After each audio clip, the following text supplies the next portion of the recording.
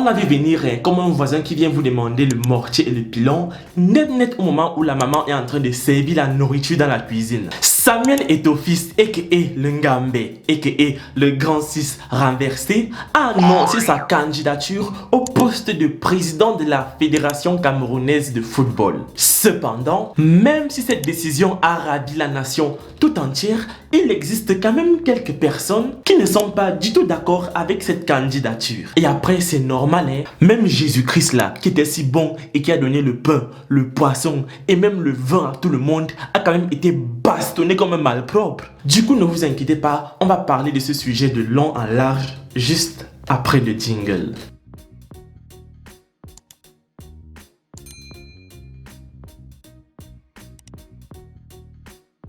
Déjà pour commencer les amis, vous devriez savoir que la Fédération camerounaise de football ou alors FECAFOOT est une organisation qui a été créée le 11 janvier 1959 et son but premier était en fait de remplacer la Fédération des sports qui appartenait à la France pour que le football camerounais appartienne cette fois-ci aux Camerounais.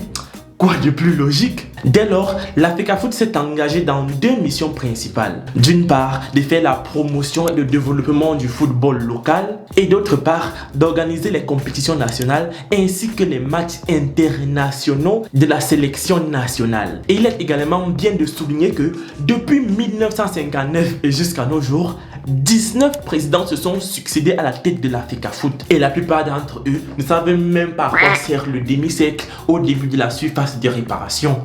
D'ailleurs, toi aussi. En gros les amis, ce sont juste des businessmen et des politiciens qui s'en battent royalement les boules que Alexandre Son tchakalise les gens en plein match ou alors que Christian Bassogog fête ses 25 ans cette année. Si vous voulez les amis, la FECAFOOT est souvent pointée du doigt comme étant une grosse industrie de corruption et de problèmes dans le pays. Et Samuel Eto'o-Fils est l'une des personnes qui a le plus lu l'heure par rapport à ces problèmes qu'il a décidé d'offrir des montres d'une valeur de 5 millions de francs CFA à tous les joueurs de la sélection nationale lors de la Coupe du Monde 2010 parce qu'ils étaient rentrés et on ne leur a donné aucune prime. Par exemple les amis, lors de la Coupe du Monde 2014 au Brésil, Eto'o avait organisé une grève pour que l'équipe nationale ne prenne pas le drapeau et ne parte pas représenter les couleurs au Brésil. Et ça simplement parce qu'ils n'avaient pas reçu les primes qui leur avaient été promises. Et même si à l'époque, plusieurs personnes avaient applaudi la bravoure de Eto'o de se rebeller contre la FECAFOOT, certains Camerounais l'avaient bien taclé, caractérisant cette grève de déloyale parce qu'il a privilégié l'argent à la réputation du pays. Mais j'ai envie de demander de quelle réputation est-ce qu'on parlait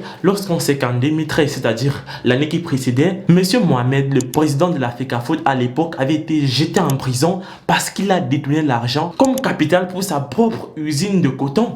Je te jure que c'est vraiment très grave mon ami. Ce qui est sûr les amis, c'est que cette candidature de Samuel Eto'o, c'est un peu comme prendre les choses en main afin que ce qui lui est arrivé à l'époque n'arrive pas à ses jeunes frères demain. Parce que le gars là, il y a le Cameroun la magie seulement. Et figurez-vous que pour cela, il a décidé de renoncer à son salaire de président de la FECAFOOT si jamais il est élu. Personnellement, moi je sais que la seule personne qui a eu à renoncer à son salaire de président, c'était le milliardaire Donald Trump. Alors, Samuel Eto'o, qui es-tu vraiment? Est-ce que c'est toi?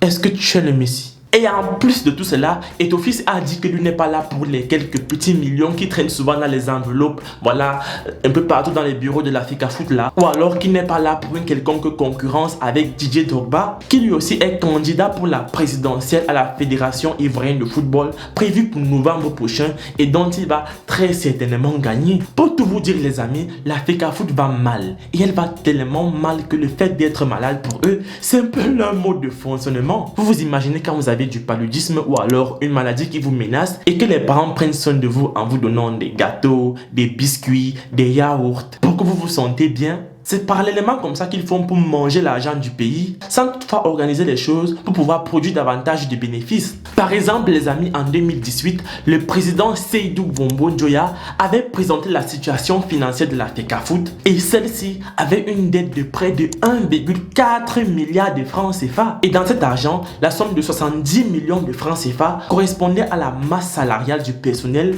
de 2015 à 2017. Donc en seulement 2 ans. Et là, j'ai essayé de chercher si la petite FECAFOOT employait seulement 30 ou 40 personnes par là. Et figurez-vous que je me suis rendu compte qu'à cette époque-là, la FECAFOOT employait en plus des 17 membres du comité exécutif, 129 employés.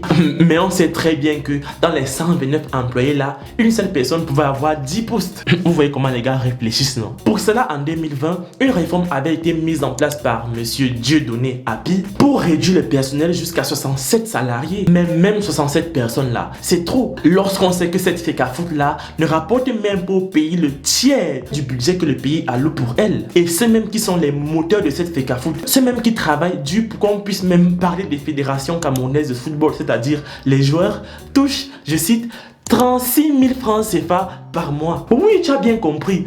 36 000 francs CFA. Personnellement, je ne suis pas un pro étophiste, mais je pense qu'il n'a plus besoin de prouver sa bonne foi. Je pense qu'il est l'une des personnes qui veulent le plus de changements au Cameroun. Même si les mauvaises langues passent le temps à dire que non, il est espagnol. Tout ça parce qu'ils veulent toujours garder la main mise sur les petites enveloppes. En tout cas, les amis, j'ai besoin de vous dans les commentaires. Dites-moi, est-ce que vous pensez que Etophis pourra gagner ces élections de présidentielles à la FECAFOOT 2021 au Cameroun? Et est-ce qu'il le mérite? Vous tapez tout cela dans les commentaires. Moi, je vous laisse et surtout, on se prend pour la prochaine fois.